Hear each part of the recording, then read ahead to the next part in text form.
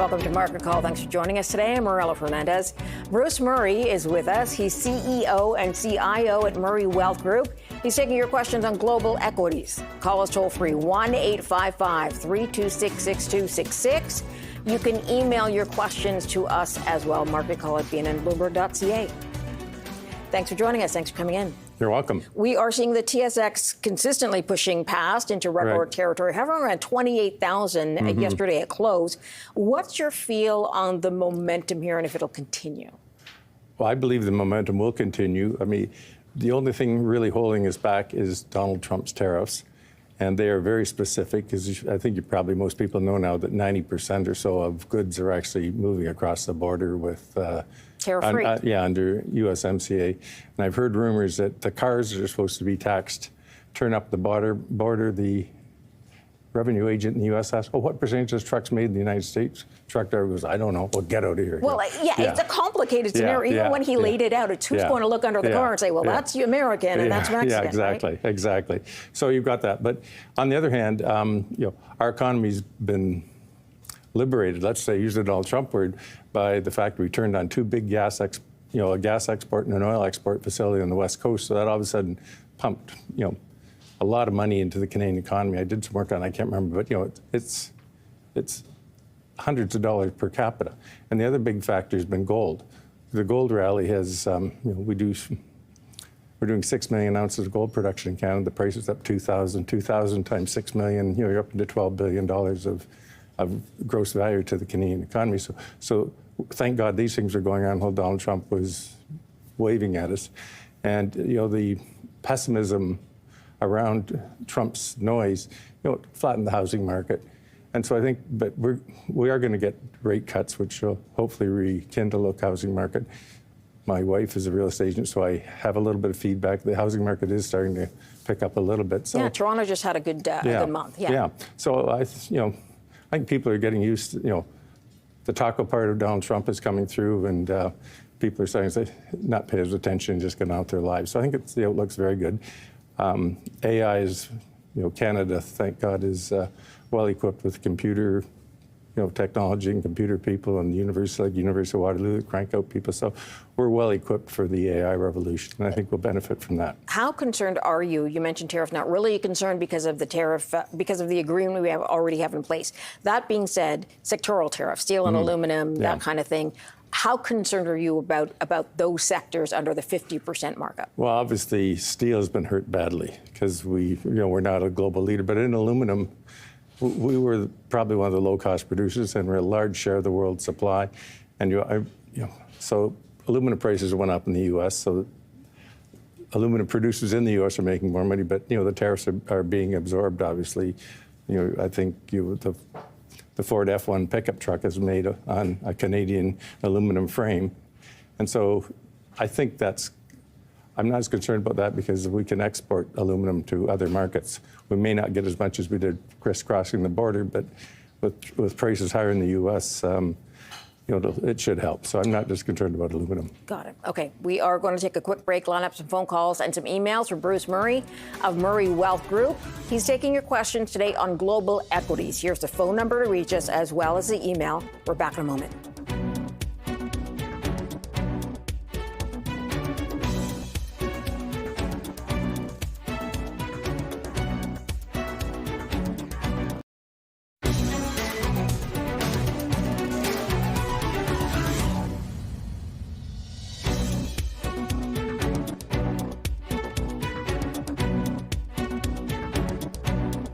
Let's start right now with a viewer email. Garth has written in. He says, what does he think of BCE? What does Bruce think of BCE? And is there any analyst consensus on this? BCE did report today. They are having some growth. They revised guidance as well. One of the telecommunications companies and the parent company of this channel under the Bell Media brand. What do you think of the plan that they've been trying to execute and switch up? I think the plan's okay, but BC is a big company. There's a lot of stuff moving, and the turnaround from overpaying the dividend for a while is there. But I think that looking forward, the dividend's probably safe, And probably 3 to 4 years from now, we can start to get some growth back in the dividend as the fiber plays start to pay off. I mean, the fiber play is a big move to the future, and if it works, it'll be spectacular. That being said, they were contesting the decision by the CRTC about having access of other businesses to their fiber. They lost that today. That came out today. The government said, no, you still have to let other competitors basically use the space. Do you think that'll hurt them much? It'll probably take some of the excess profits they could have made off if there'll be a regulated price for other people to access it. And hopefully the regulated price will at least cover their costs and things like that. But it won't it will only give back to them what they've spent to build it. Yeah. I mean, they have to return that and some sort of capital return as well. But I mean, it does take away the oligopoly aspect that they could have used on the fiber if they didn't have to do that. Yeah. Got it. Okay, let's go to the phone lines. And Chris is on the line from Victoria with a question. Hi, Chris. Hi, Morella. Hi, Bruce. Thank you for taking my call. Bruce, I'm wondering if you would share your thoughts on LVMH. The stock is down considerably, and I see it as one of those companies that has a lot of brands that are, quote unquote, irreplaceable. And I'm wondering if you see that as a good investment today for, say, a 5-year time horizon. Thank you. Thank you for the question. How's the luxury space doing generally? It's been suffering, and I think we actually own LVMH. We've owned it for a long time. We've, when it was higher, we did reduce our positions, but we still held some. Like, we think Louis Vuitton is a company that's going to be here for the long term, and just the consumer sentiment worldwide has been crushed by Trump's and I think even by the war in Ukraine. And so it'll come back, but we have been accumulating it down here and think that it's at the bottom. You think it's bottom and and it'll sort of slowly begin to climb back up? Yeah, I think, and once it's a sentiment stock, so once sentiment turns, the stock will pop. That's what'll happen. Then the sentiment will turn before the actual earnings and stuff turn. So. Got it. Okay, let's go back to the phone line. Jacob is on the line with a question. Jacob's in Toronto. Hi, Jacob. Hi, good afternoon to both of you, and it's a beautiful day anyways. I'd like to ask your guest, please, about Shopify. I have done very well with it. I just want to know if I should keep it or sell it.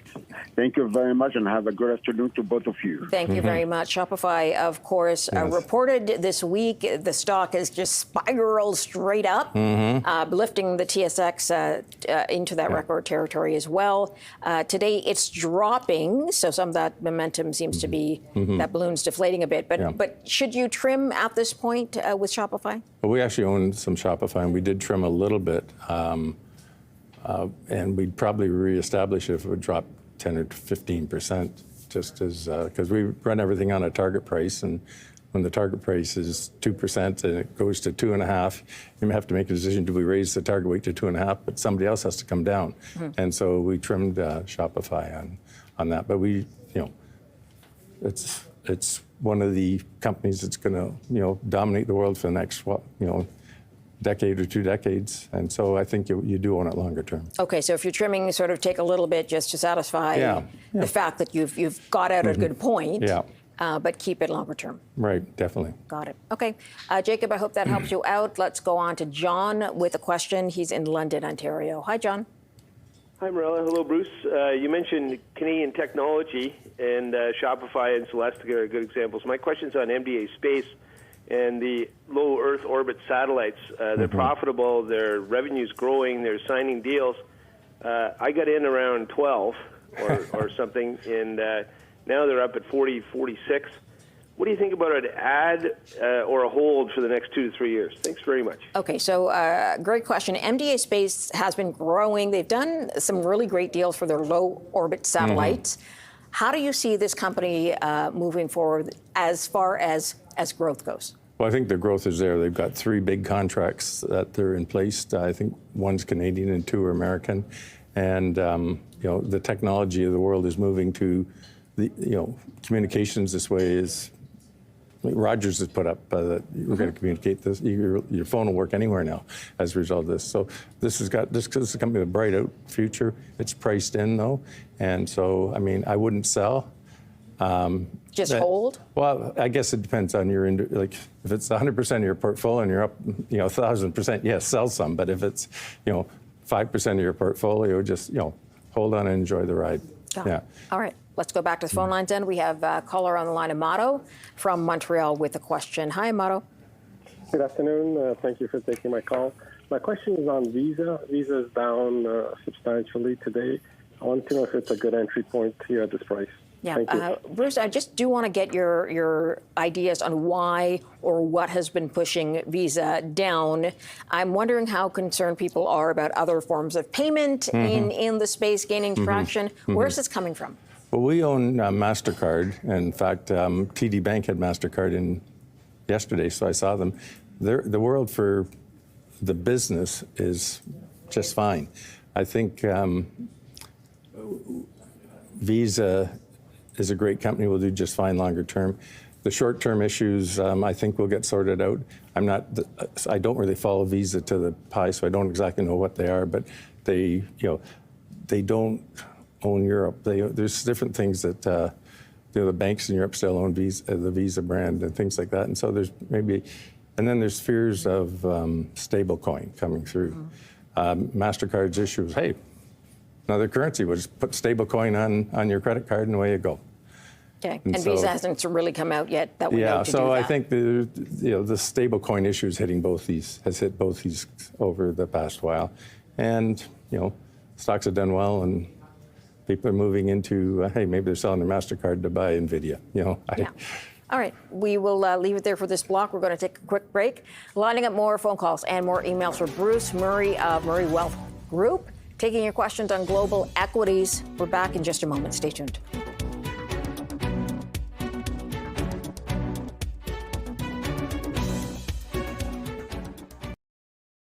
Okay. Welcome back to Market Call, and thanks for joining us. Let's go back to the phone lines. John is calling on the line from Kingston, Ontario. Hi, John.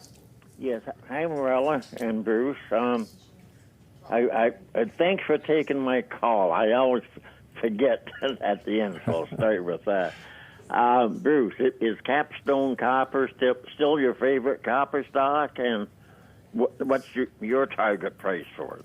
Okay, thank you for the question. We do have to take into account, again, tariffs, right? Donald Trump putting a tariff now on copper. And Capstone here is at $8.80, a little bit up today. Yeah, so we own Capstone. We own it because they have a project in Chile where they're going to combine several properties, and it's going to do well. But Capstone also has an opportunity in Arizona. They've got a property down there that could come on. So Donald Trump's tariffs they're not going to matter, because as AI travels the world, we're going to consume every piece of copper that we can find, and we're in for a 10-year run. And so, hold on to Capstone. If it drops a little bit, if you're comfortable, buy a little more. And it seems like if there are properties held in the U.S., part of the business is in the U.S., they kind of get left alone. There could be, Some sort of reprieve. And I haven't studied this property real well because it's just down the pipeline a ways, but I believe it is going to be a very economic property for them, even at current environment. Arizona. Yes. Got it. Okay. Let's go back to the phone line. Steve on the line from Kingston with a question. Hi, Steve. Hi. Thanks for taking my call. I've been watching the TD Bank for several months, and I would like to know if you would still buy it at these levels. I believe it's trading at about $100.61. Would you continue buying it at this level, or do you see a pullback? Thank you. Okay, so we had a similar question yesterday. People have been watching this come back from last fall after it got dinged in the U.S., now hovering around that $100 mark.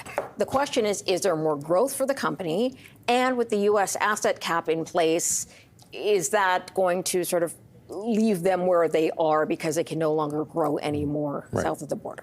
Happy to answer all those questions, and thanks for the question, Steve. So TD Bank was the best the Canadian banks, over my business career, actually. The issue in the United States hit the stock hard. I can't remember, but I think they lost, almost $100 billion in market cap. So they had a $100 million loss of market cap. They had a $5 million or a $3 billion fine, I can't remember, and they got capped in the U.S.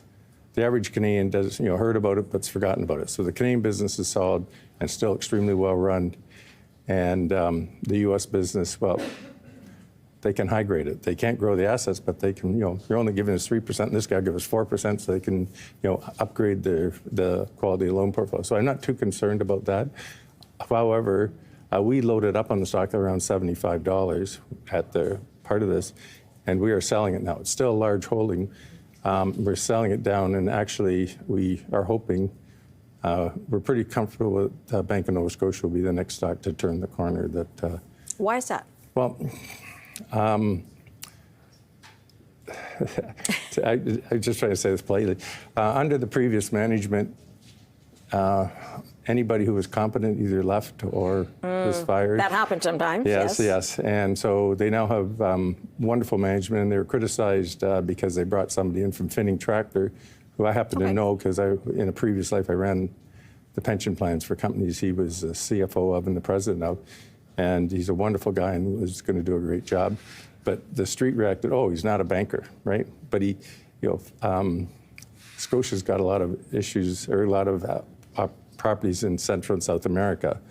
And he was running Finning, which was, selling a lot of equipment in that area. So he's familiar with it. And he's run good businesses in the past. And so that's the stock we're buying. It's still got the highest yield. It's got a great dividend yield, 6%. They've even increased their dividend recently, and we think there's a turnaround potential there. We do still hold a very strong weight in TD, but we have been trimming it. Okay, so it really has to do with now who's leading the company. Right. For you. Got it. Okay. Let's move on to the phone lines. Amin is on the line from Ottawa today. Hi, what's your question? Hi. Go ahead. Hello? Hi, go ahead. Okay. My question for the guest is, I want to buy 2 global stocks which have dividends. Thank you, and have a nice day.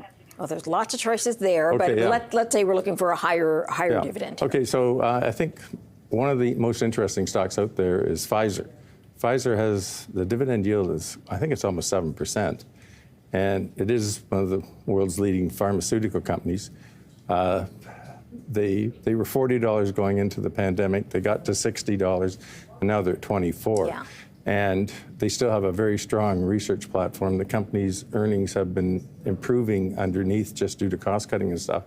And will Pfizer hit another home run drug sometime in the next few years? Probably. And the dividend has stayed the same. The dividend has held, yeah. Yeah, the dividend's not in trouble. I mean, if nothing happens positive for 4 or 5 years, yes, the dividend could be in danger, but I believe that's a great opportunity. Is there another stock you'd recommend? He actually said he was looking for sort of 1 or 2. Okay. We just sold this stock, but BMW, the dividend bounced around, but over the last few years, you've been getting someplace between 5 and 9% returns on it. And we sold our BMW to buy more NVIDIA. Okay. And that's been a good trade. But BMW has a very nice dividend, is a world-class name. And the auto industry has been depressed for a decade and is now coming out. And like everybody's spending money on building EVs. Europe built twice the EV capacity that they actually sold. So that, we've got to digest that. The world's now more, the politicians are less hammering. Going a different way. Yeah, they're going a different way. Away from EV. And so I think BMW would be an interesting opportunity. You could probably look at Mercedes as well. I don't know the dividend yield on Mercedes, so. Got it. Okay. Those are 2 stocks, Pfizer and BMW, as we go back to the phone lines. And on the line today from Newcastle in Ontario. Hi, Anne. What's your question today? Hi. Thank you for taking the call. Would you ask Bruce, please, what he thinks of Fairfax? Okay, Fairfax Financial, we haven't talked about in a while. Yeah. Are you guys invested in Fairfax? No, we are not invested in Fairfax, but we've just never had the time to study Fairfax, and it's the company though has done extremely well. People who I know who are big supporters of the stock give me a story that this stock is going to the moon. It's gone to the moon, and it's going to continue to go. So. Okay, overall, you generally like it, you'd hold it? Yeah, I'd certainly hold it. And I mean, we don't own it, so we're actually, do we buy this thing? Yeah. So we've got homework to do, though, so on that thing. But people who do know the stock, who I respect, say buy. Yeah. Buy whatever you can. Okay, we're going to take a quick break. We'll have a look at Bruce's past picks when we return. Stay tuned.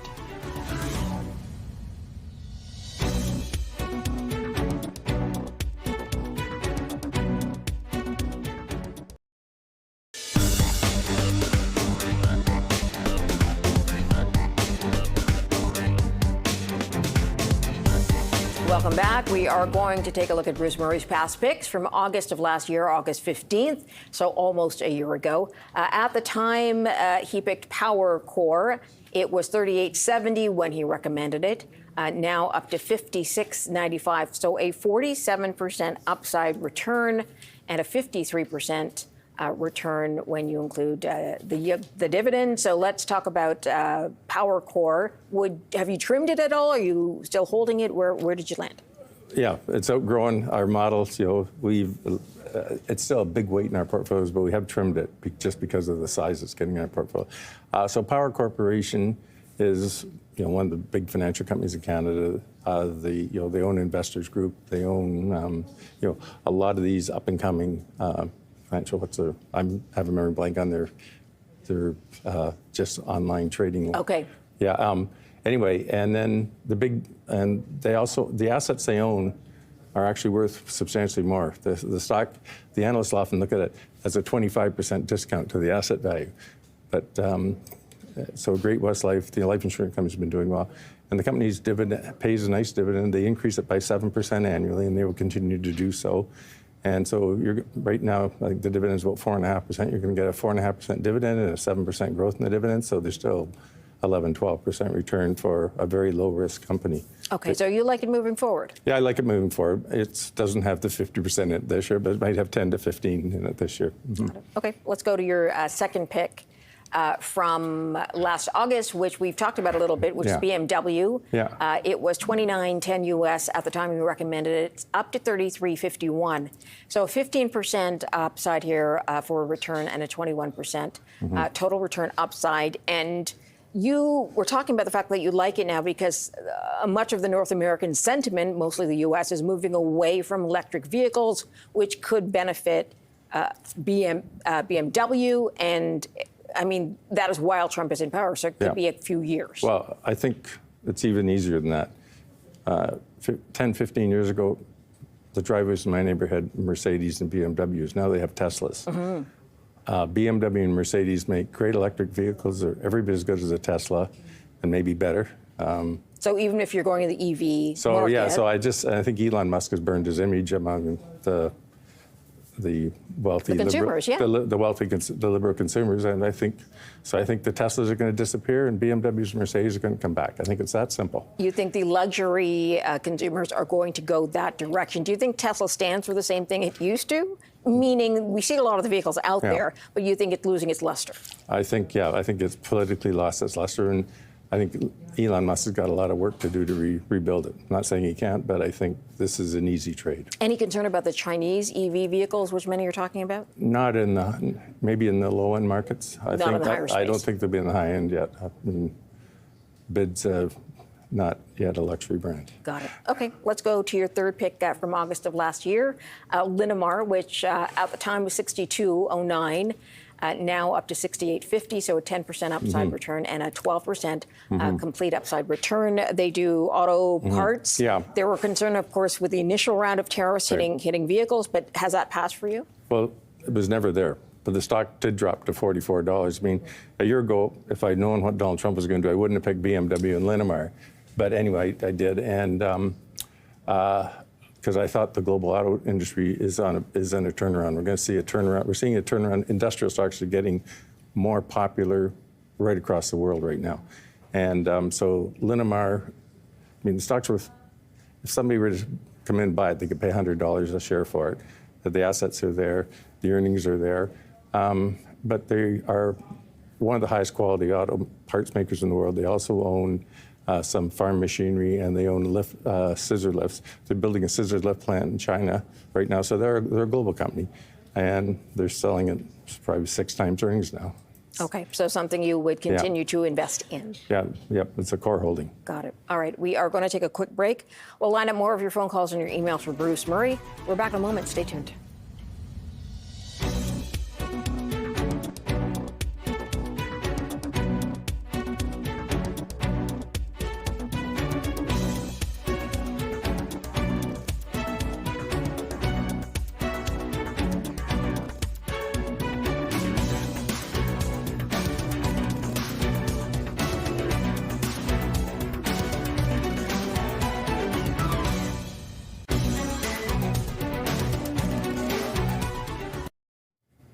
Welcome back. We want to go to the phone lines. Gordon's been holding on the line. He's in Victoria, BC, with his question. Hi, Gordon.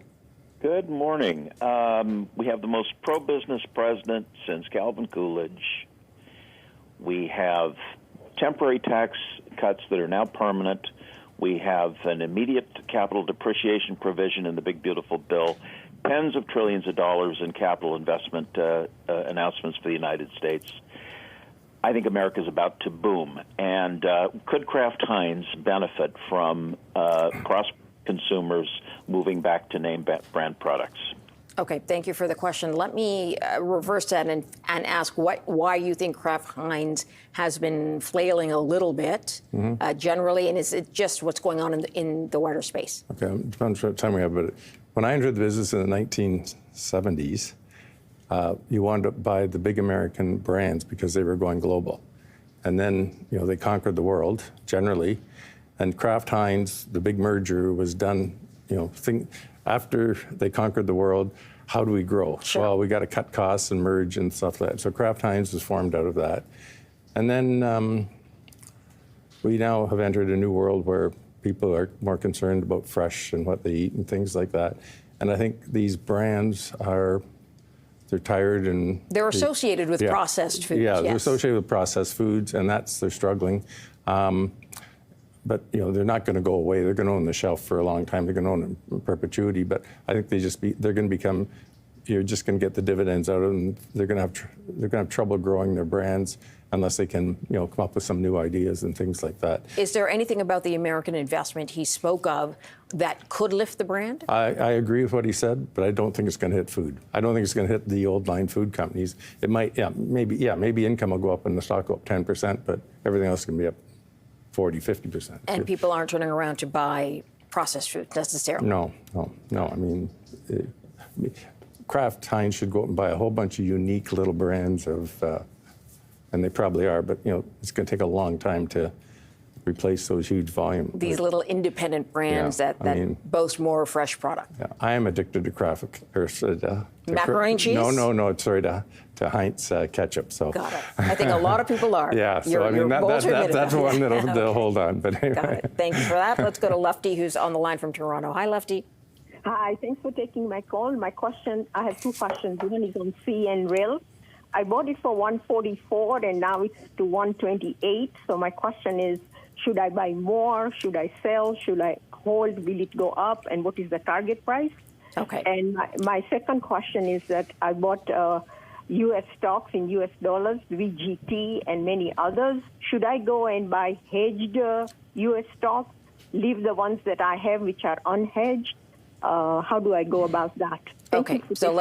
Thank you. Let's take the first part of the question on CN Rail, and I want to know whether your outlook on rails has been changing, because initially we thought they'd take a hit from tariffs, less going across the border, but now it seems like something else is dragging on them. So in the United States, we've got this big East-West rail merger on. Yes. And part of the deal is, hey, we can take some share from the Canadian rails because the Canadian rails had the access directly from, Vancouver and Prince Rupert right into Chicago and could distribute that. And so there is that. There's also, I think, the fact that commodities exports probably to the U.S. are down. There's some things like that going on. But I don't think it's that serious. I think the glow that was in the rail stocks is coming off as a result of that. I wouldn't sell the stock here. I think the company is extremely well run. And as the Canadian economy grows, it'll come back. The issue, one of the big issues is that, and the Canadian rails are a little independent from this because they ship more bulk, like grain to this coast and big volume items versus just individual packages. But in the U.S., like Long Beach, the rails go to Long Beach. They go across the U.S. and go to individual stations, towns, and yes. that stuff gets off. We're probably five years away from driverless trucks. The driverless trucks are going to pick the stuff up at Long Beach and take it right to Waco, Texas, instead of it going to Dallas and being reloaded and stuff like that. And again, as part of, with AI coming on, the distribution business is going to be tightened up and really modified in a very productive sense. Yeah, it makes me nervous to think of a truck, essentially, that's driverless on a road delivering stuff. I'm just wondering who's watching that. Well, and in the southern U.S., it'll probably, it'll be like the driverless cars we're seeing now. Sure. And I mean, it'll take time for people to get used to it, but they're probably safer than the current trucks. The driver's not going to fall asleep after he's been on the road for 16 hours. And, I think things like that it's the new world and it's coming. You just have to accept it. Okay. I want to go back to the phone lines. Anne's on the line from Scarborough with a question. Hi, Anne. Hi, good afternoon. Brookfield Corporation announced a 3-for-2 stock split. What effect, if any, will that have on the share price? Thank you. Okay, thank you for the question. Can you explain that a bit? So, yeah, the price will drop by a third is because you're going to get another piece of a share. Brookfield is a very, it's one of a large conglomerate with a lot of assets. The big opportunity for Brookfield is to get listed in the U.S. and become part of the U.S. market because their competitors, the big U.S. companies like, having a memory blank on this, but they trade at about 40 to 50% higher valuations. So Brookfield may get that as they get into the U.S. market. Okay. Yeah. So should she be worried about anything moving forward for Brookfield? No, she wouldn't be worried. I wouldn't worry about anything. It's stock is expensive on the Canadian market, but I think this opportunity is out there. Got it. Okay, let's get to one more phone call right now. Ben is on the line. He's in Kingston, Ontario. Hi, Ben. Hello, thank you for taking my call, Marilda. Bruce, again, stellar past picks, thank you. And my question is on the golden of all the golden apples. The story changed a couple of days ago. Is it now a compelling investment? What would be your outlook, sir? Thank you so very much. Okay, so Apple investing more money to build in the U.S., which is what Donald Trump wants. It's bouncing on that, and sale of iPhones has gone well for them. Yeah, so I mean, unlike the other Mag 7 stocks, Apple actually has to make phones and buy parts and things like that versus just, put a website out there and you and I go to it and they collect the money from the advertisements. But Apple, has suffered a bit through this time period because of the Chinese, because, saturation has gone out, and it's like everything else. When the new iPhone comes out, the improvements are less and less over the previous issue. So people aren't buying them as quickly. So they're not buying. Yeah, it's not. They don't rush out and buy them. There's no longer lineups at Apple stores when the new iPhone comes out, and they were behind on AI versus a lot of things, and so they're getting into that. I mean, it's a great company. It'll remain a great company. Got just overvalued and is now digesting this, and they're starting to make moves to turn the business around. I think it'll probably have upside from here, but I still wouldn't buy it over a Meta or a Google, an Amazon.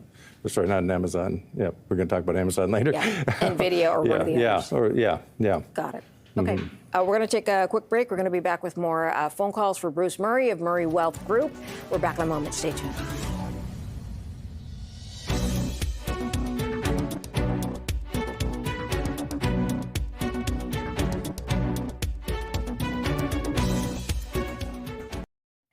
Welcome back to Market Call. Thanks for joining us today. Let's go to Tom.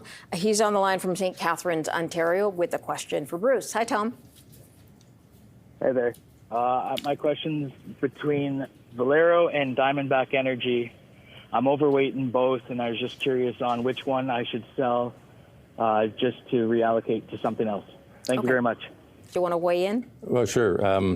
Diamondback Energy is the number one stock. It's Kramer's always recommending it. It's the best oil stock. And Valero is more of refineries and things like that, and so it's a very different play. Valero's probably going to have a nicer dividend, slower growth, and Diamondback's going to do this that all commodity stocks do. So it depends on if you have the stomach for it, I guess, first of all? And what you want, yeah. I mean, if you just want to relax and collect dividends, Valero probably. If you want to have some fun and make a lot of money or lose a lot, Diamondback's probably the play. Yeah. Got it. Okay, let's go to Kevin from Ottawa with a question. Hi, Kevin. Kevin, are you there? Okay, we might have lost Kevin. He had a question about CNQ, steady Canadian company, but stock has been down a little bit. So what's your forward look on CNQ? Well, I mean, CNQ is the best run company in Calgary. It's been that way for, let's go back to about 1990. And they're the largest player in Western Canada. They are slow and steady, wins the race. They don't make mistakes. And the stock gets, when oil gets excited, the stock probably gets overvalued. And when it's, it's just because the big investors, the big pension fund investors, they go in and out like in size. And so CNQ is the stock to own when you want, when the market's going to do well for energy.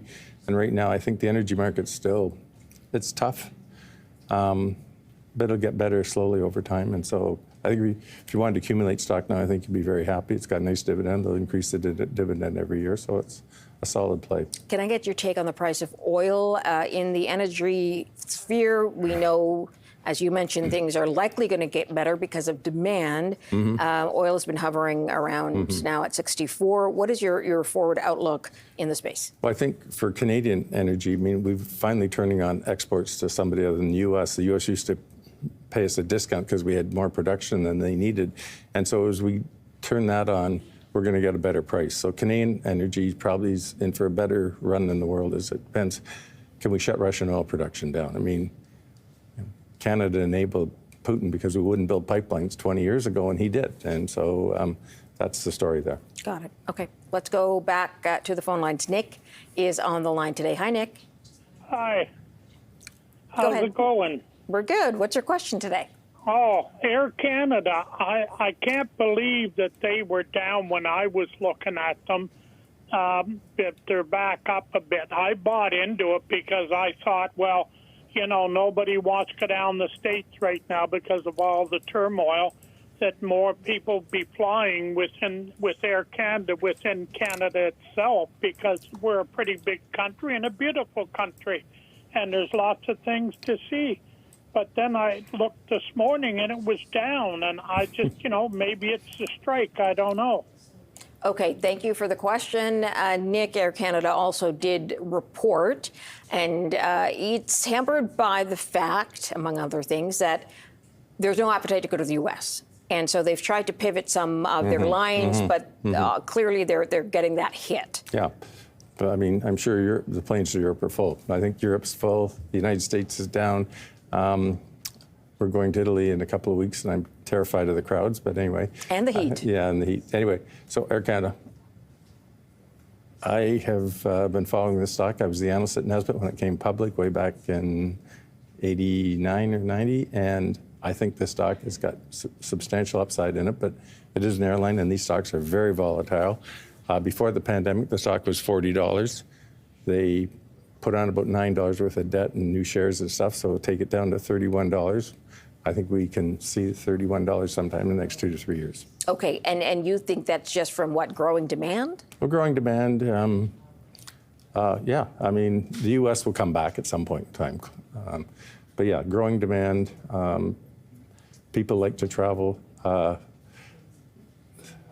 number one analyst in the world from Morgan Stanley said, every time the recessions end, travel blossoms much bigger, and it's going to do that again. Got it. Okay, let's go to one more caller.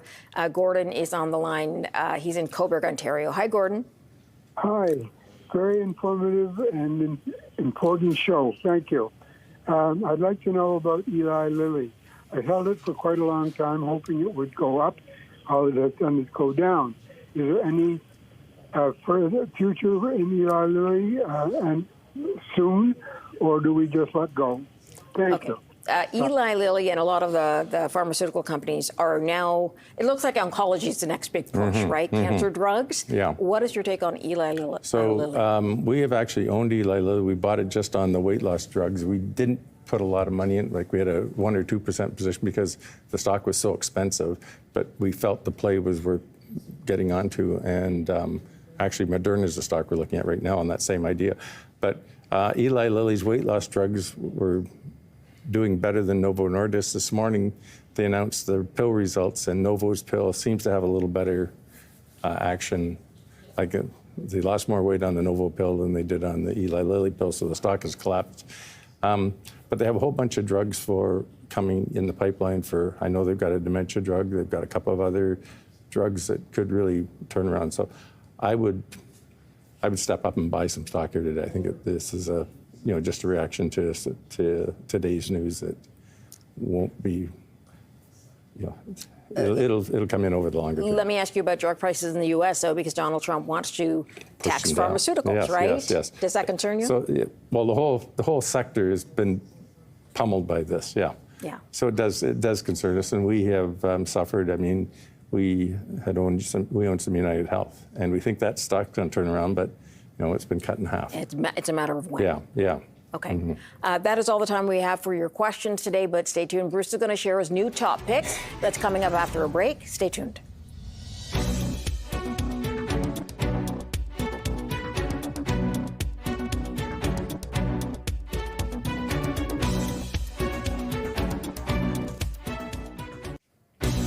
Join us tomorrow for Market Call. Stan Wong on the show, portfolio manager at Scotia Wealth Management, and he'll take your questions on North American large caps and ETFs.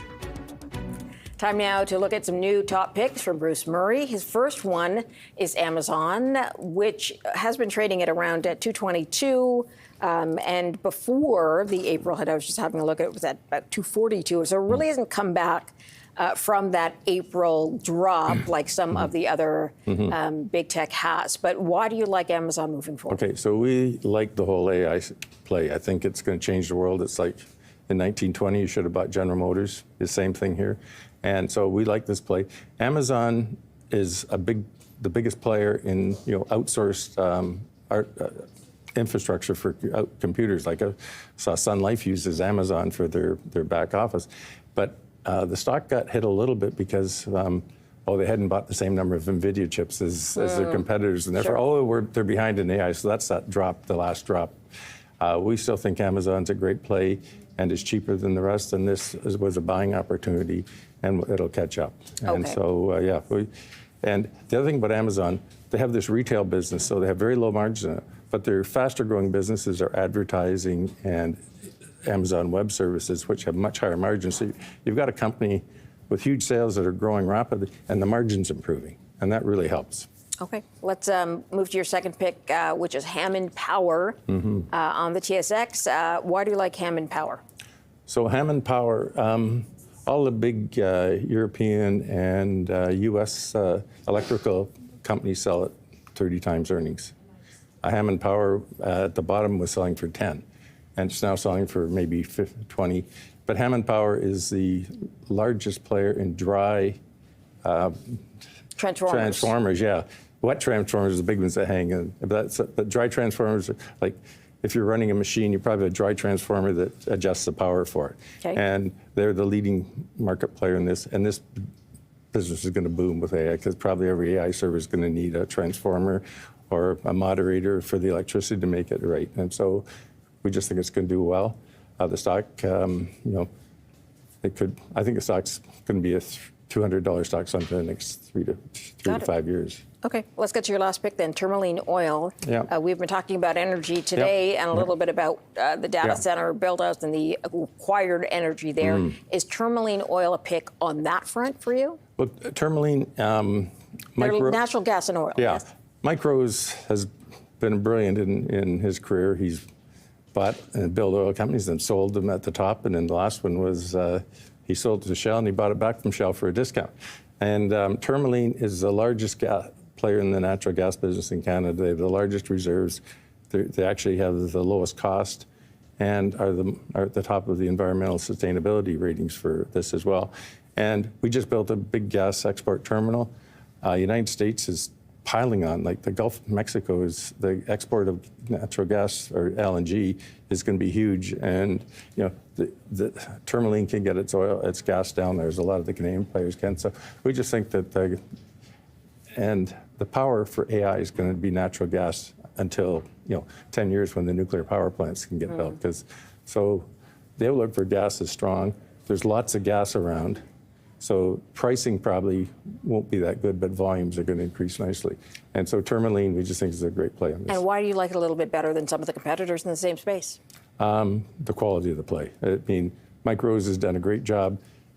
And just as I said, the largest reserves, the lowest cost, et cetera. Got it. Okay. We do have to leave the conversation there. Bruce, thanks for coming in. Good to see you. Thank you.